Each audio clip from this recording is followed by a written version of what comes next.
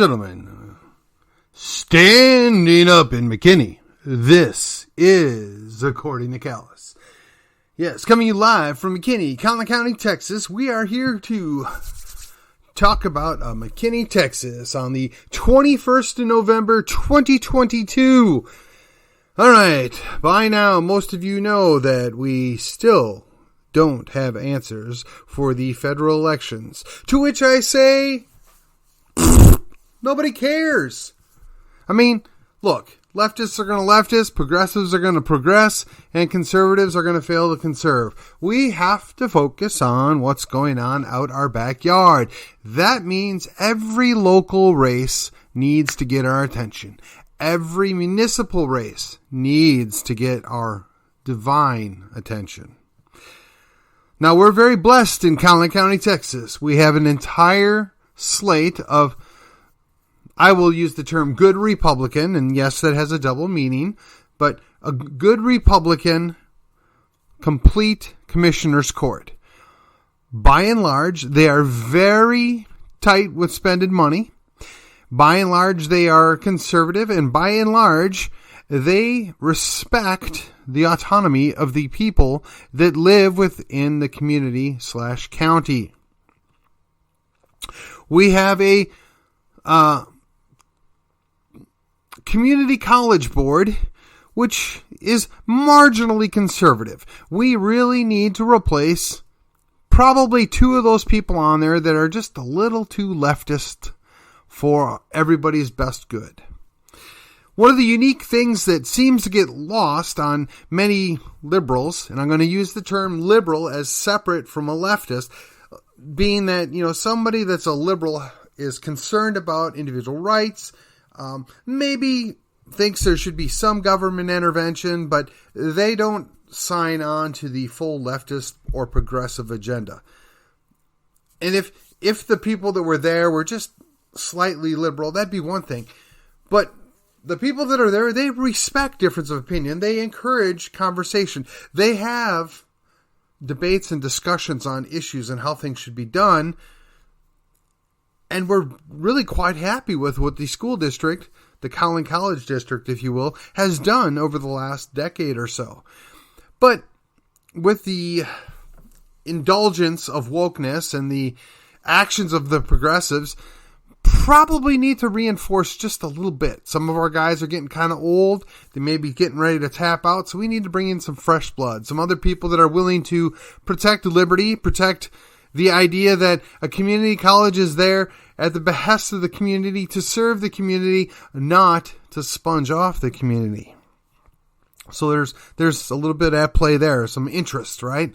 Then we have all of our local school boards. And in case you aren't aware, Princeton flipped. That's right. Princeton now has a conservative majority. Wiley ran a tight race, and the best I can say is we'll get him next time. I have no idea what's going down in Plano. I weep for Plano.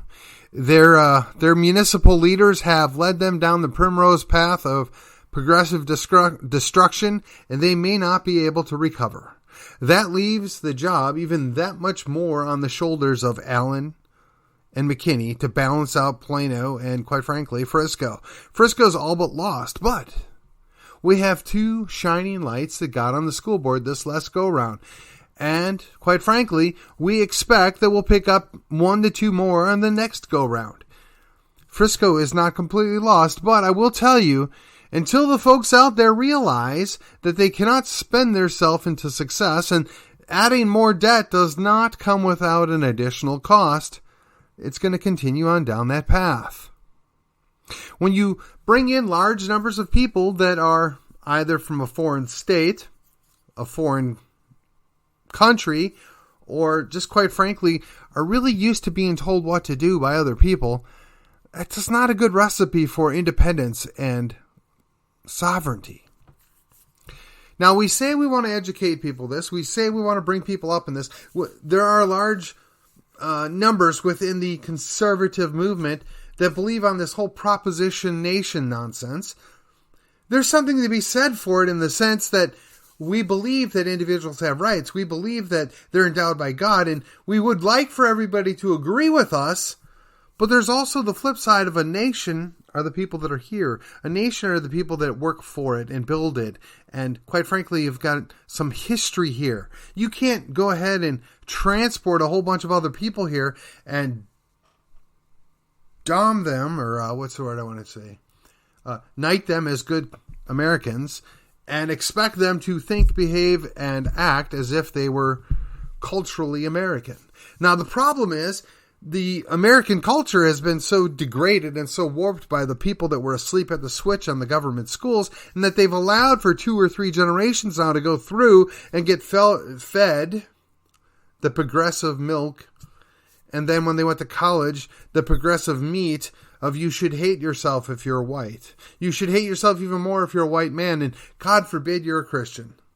Oh, no, it's not everywhere, it's not all the time, but it's there. It's underlying. And it's not doing anybody any good. It's the flip of what we dealt with, 50 or 60 years ago when people were thought that they were less than because, quite frankly, they were previously in a situation where they were treated as such. And we got past that. We expected more to that. And we worked off the idea that a man was not confined to be something forever, that their life could be improved, that their caste, if you will, where they started was a permanent situation. This is not India, right? You don't get there and never ever can move out of it. You're not forced or indentured to a lifetime of being at a set social stratus. People can move up, and unfortunately people do go down. And that's part of the American culture.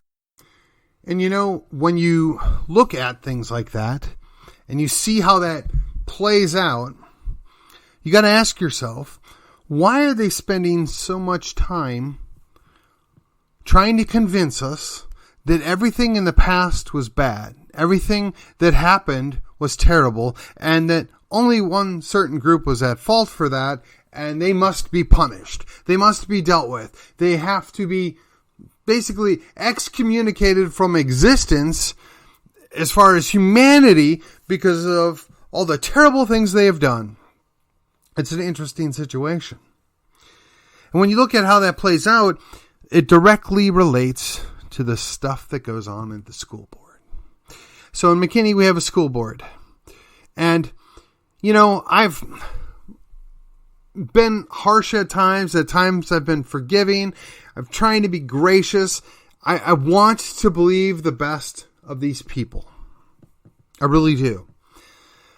But I can't help but wonder how you can turn a blind eye, or how you can pretend that corrosive, destructive teaching methods are being employed within the school district.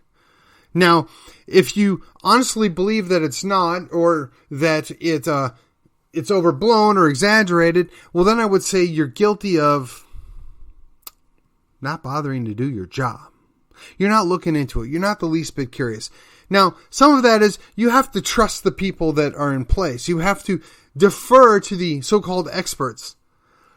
But if they have a vested interest in putting forth this stuff, don't you think you ought to second guess it? Don't you think you ought to do a little due diligence? Don't you think that you ought to wonder, well, why is it that these things are going on, and why are we pretending they're not? Now, this is the difference between a curriculum and a praxis. I've talked about this before. The curriculum is the actual written things that they're supposed to communicate. The praxis is the method of which how they do it and what they teach and how they teach, as opposed to not necessarily the actual written stuff that they're going to communicate. All right? So when we pretend that there's a distinct difference, that there's nothing negative there, again, is it incompetence? Is it ignorance? Is it just an unwillingness to do the job that you signed up for? I don't know. And whether we need to lay this at the feet of the superintendent, or whether we need to give the superintendent a pass because he's just doing what he thinks or what he's been told is best for his district, I don't know. But the guy is where the buck stops. And he only answers to essentially 4 people. That's right. 4 people out of 7 determine whether or not his contract is going to be renewed. 4 people out of 7 determine what his future is. Now, I don't know what the right answer is. All I have is a whole bunch of questions.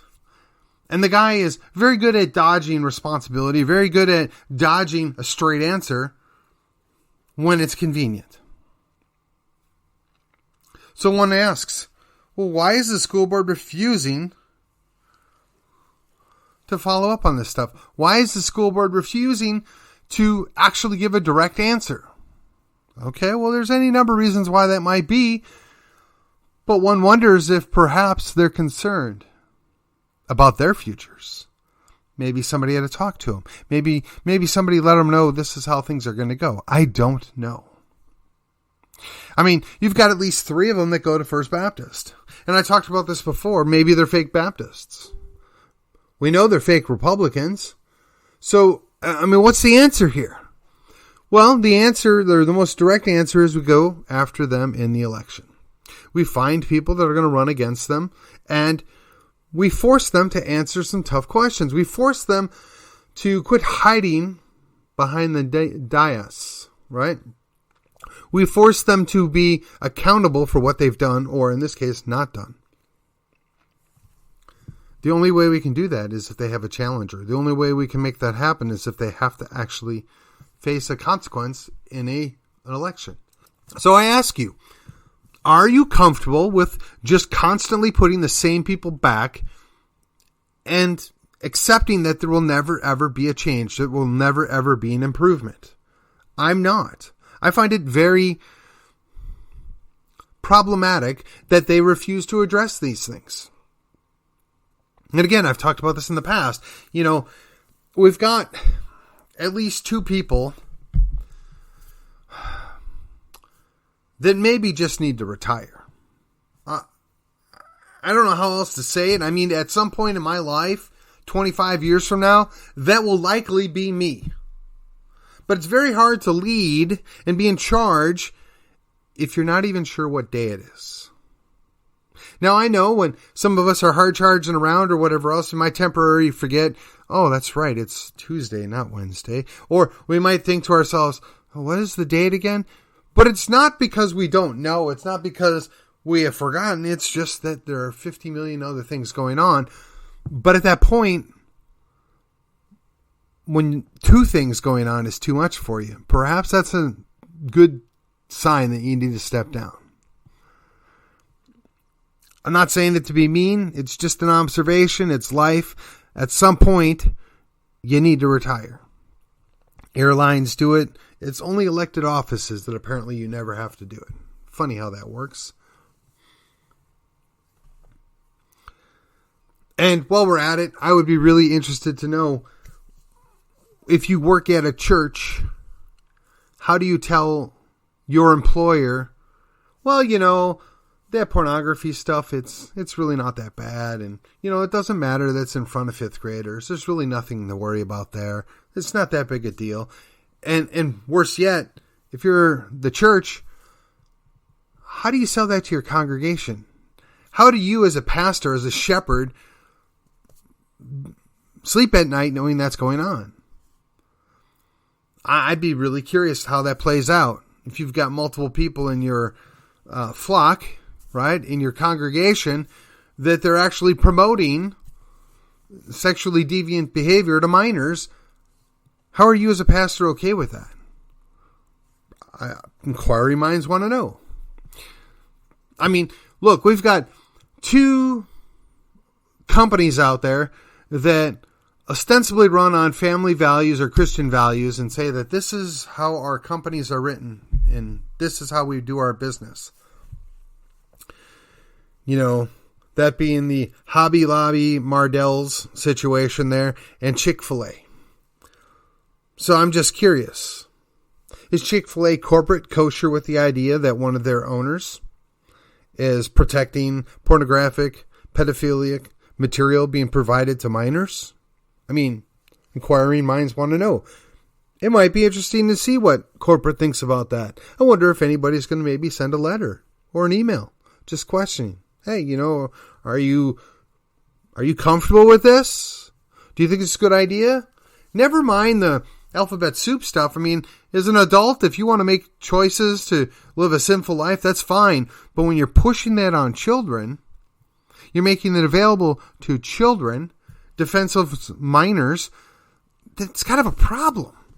And it's really illegal unless, of course, you claim the education exemption, which should never have existed in the first place, because I'm at a complete and utter loss why that needs to be taught to a 5-year-old or an 8-year-old. Tell me, what good is gained from that? You may have seen that Frisco ISD actually censored a parent who was reading the very material that they provided in the library for their students because it was inappropriate. Yet they provide it. So one wonders if they're going to continue to do the same thing in McKinney ISD and why we should be okay with it. Why is that not troublesome? And then it's a curious event that you have a guy that's essentially a satanic priest, for lack of a better understanding, because I don't know the guy, I've not met the guy, and I hear conflicting stories, but he comes in and trumpets the idea that he's destroying his child for his best life now, or her best life now, because I'm not even sure anymore whether it's a boy pretending to become a girl and a girl pretending to become a boy. But apparently that's okay. I'm confused. How is that a good thing? How is it that you don't let that child go through puberty and become an adult before they decide they can do irreparable damage to their physical body? I don't understand. What parent thinks that's a good idea? Hey, but the good news is the satanic parent, he's hanging with the leadership of our city council. He's hanging with the leadership of our school board. And, not to mention that, he and Angie Beto are good friends. Oh, you know that Angie Beto that runs that McKinney PAC that's supposedly bipartisan and also has our mayor as a leader on it. So three peas in the same pod, if you ask me. I'm just curious. Are you comfortable with that? And again, ostensibly some of these school board members go to a Baptist church, and at least one of them works at the Baptist church. I wonder what their congregation or their pastor think about the fact that they're hanging out with a Satanist and protecting him from what he's doing to his child. I'm just curious. How is this okay? Why is this appropriate? I know it's 2022 and all, but typically we don't abuse children, and nobody's okay with abusing a child, and somehow it's a free pass. Somehow we put mixed genders or mixed sexes in the same overnight trips, and everybody's just supposed to be okay with it and turn a blind eye and pretend it didn't happen. Well, I'm sorry. I had 2 daughters, and if I found out that a boy was hanging out with my girls when they were that age, and it was under the auspices, well, they really thinks he's a girl, so it's okay. No, it's not. It's most definitely not. And I really want somebody's head on a platter, metaphorically speaking. And we could barely get a whisper of this problem. We could barely get anybody to acknowledge that this is going on. Hey, but don't worry, we'll have Mayor Fuller jump in and protect us all. That's right, the school board's awesome, the school board's doing a great job, everything's great, Rick McDaniel's the best leader ever, and nobody should ever question anything that's going on because there's nothing to see here, and you rabble, you don't deserve to be here, you're not worthy of the air you breathe, and you might as well just go home and wither away because you're worthless. Oh, I'm sorry. Was I exaggerating? Was I maybe putting words in his mouth? How does it feel? If you're going to make accusations, you better be able to back them up. If you're going to make, statements that are portrayed as being a truthful quote, you ought to be able to back them up. Everybody I've ever heard testify at a school board meeting, and I've only been to about 6 or 7 of them in the last year, has always been generous towards the teachers, has always been generous towards the librarians, because we know that they feel like they have no other choice. We feel like they have to toe the line. We understand that. You're being threatened by somebody that is an authority over you. That's also an abusive workplace. It's funny that the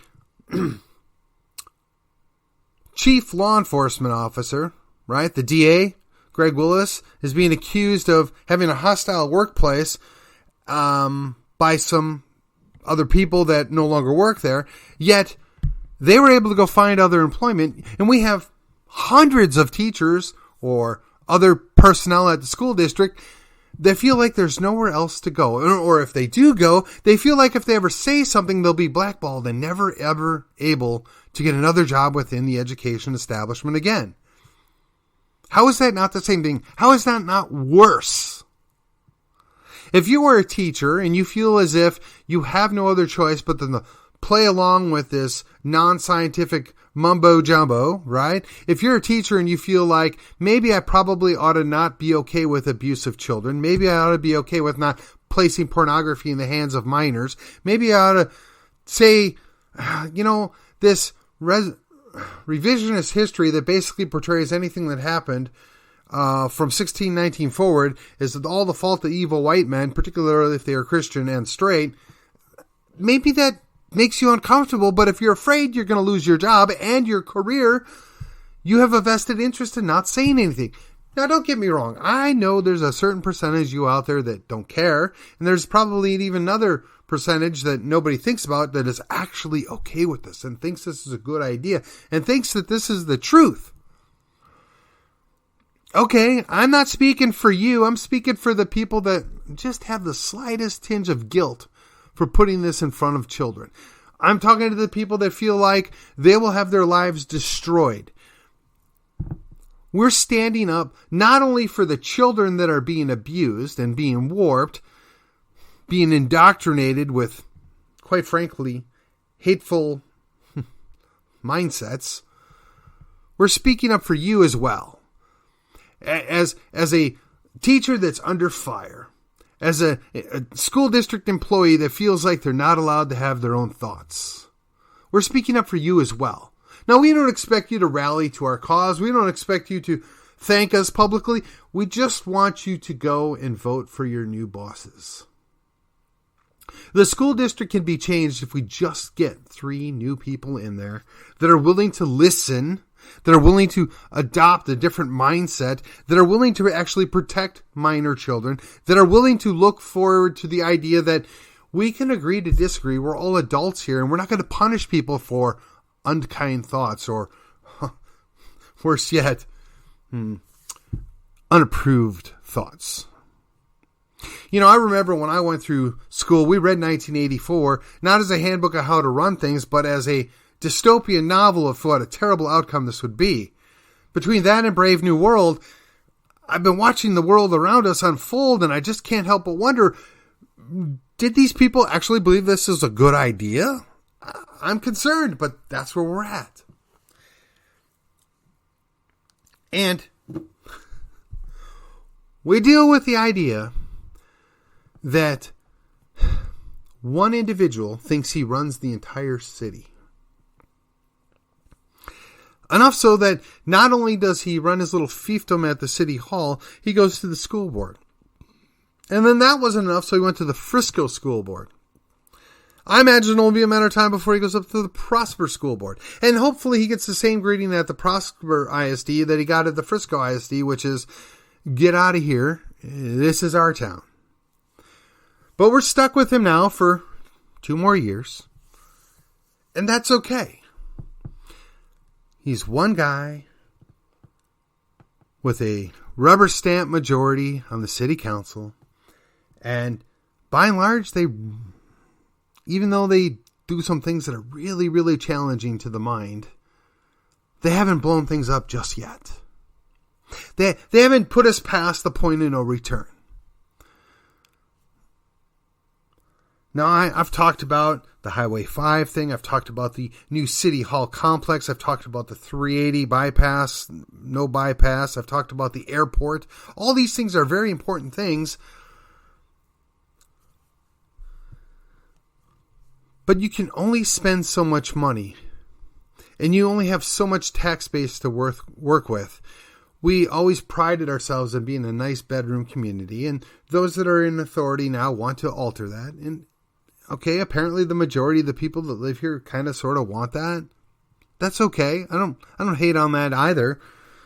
But it seems to me that from going from a nice bedroom community that then has some nice retail or businesses in place, the answer isn't to dump a bunch of multifamily housing, high density developments in place.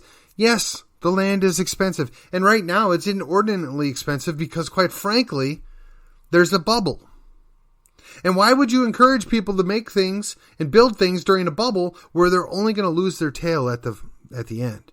Unless, of course, you're planning on bailing them out. Unless, of course, you're planning on sucking that debt out of their loss and putting it on we, the taxpayers. I'm really not enthusiastic about that at all. I think it's a bad idea, but I don't know because you're not honest. You don't talk about what it is you're really trying to do. You don't talk about your end goals. The so-called great motives, we're supposed to just take you at your word. I'm sorry. That doesn't work that way. And the passing the buck and holding nobody responsible, that's gotten really old. And I expect to some degree the school board picked up on that from the nonsense that goes on in the city council. And I also would assume that you all learned that lesson from what went on in Plano for the last 10, 15 years. Well, it's not going to work forever. There's going to be a comeuppance. In 2 years, the mayor goes away. Don't know who his replacement is just yet. And maybe, just maybe, they'll try and change things so that he can get a third term. But I'm not really worried about that. Because quite frankly, I'm not really worried about him at all. Why should I? Yeah, the guy got 70% of the vote. Okay. The guy before him got like 98% or 95% or 94%. Well over what he got. Because nobody wanted to run against the guy except some kind of token thing. And I get running a token opponent. I do. I really do. I appreciate it. So, what do you want me to say? You can win an election, but it doesn't mean you get to abuse the rest of your population. You can win an election, but it doesn't mean you've got carte blanche to do whatever you want to the city. You can win an election and get your rubber stamp city council, but it doesn't mean you get to ignore everybody else. We're a representative republic. You have to recognize and protect the rights of all the minority groups within your city, within your county, within your state. That's why we have an established system of rights. But I know you won the election, so you get to do what you want, within reason. But at a certain point, you're going to lose that protection. You're going to lose that gavel. And you're going to have to face the rest of us at the same level. I'm not going to lose sleep over it. But maybe, just maybe, that may weigh heavily on you. What are you going to be when you're no longer the mayor? I wonder also if Amy Dankel feels the same way. Her time is coming to an end. If she doesn't get outright replaced as the school board member, she may very well no longer be the president of the school board. I wonder if she feels like, I'm nothing now. I wonder if that's a concern. If you go to bed at night thinking about the fact that when my time is up, my time is up. I'll have achieved everything that I ever expected to achieve. I wonder, does that weigh on you? Is it a problem? I mean, I know people with giant egos. They just want the next best thing. They want the next biggest thing. But I'm here to tell you, it's not going to happen. There's no way forward. Congratulations. You're the mayor of the city that, if we're real lucky, you won't put into a dead oblivion. You're the mayor of a city that tolerates you, that you sold a false bill of goods, that you were a good little moderate Republican, when in fact, you're nothing of the sort. And you may fool some of the people all the time, and you may fool all the people some of the time, but you're not going to fool all the people all the time. We've got your number, we know who you are, and you're free to do as you see fit, but just know your time is coming. And you may not know defeat here on earth, but just like everybody else, someday you're going to stand before your maker and you're going to have to explain the things you've done. Oh, and in case you were just thinking I was talking about only George, oh no, I'm talking about everybody in leadership.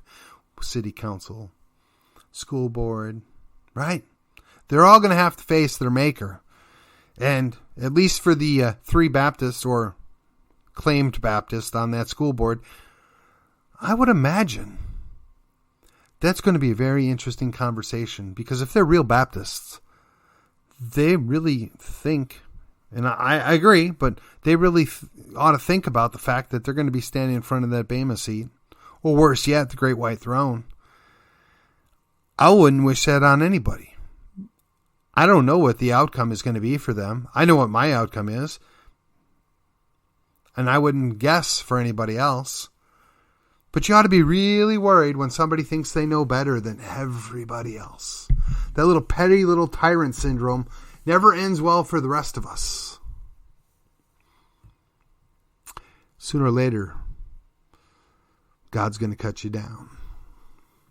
And with that, this was According to Callus. If you thought that was, I don't know, interesting, exciting, informational, educational, or just downright depressing. Didn't mean it to be, but you can help me out. We are going to hit our 50K today. So like, share, subscribe, comment. I would tell you there's a bell icon, but I honestly don't know there is. This is a podcast. It shows up on multiple forms of media, whether it's Spotify, Apple iTunes, or Google Playlist, or YouTube. I'm there, and I try to be everywhere. And Facebook at the moment is still my friend. Wish I could say the same about next door. But do what you can. Get the word out. What happens in the local elections in McKinney, Texas matters. And some would say it matters most. I will just say that you cannot have a future if you don't lock down what's going out your back door. And with that, this is According to Callus. I will see you on the other side.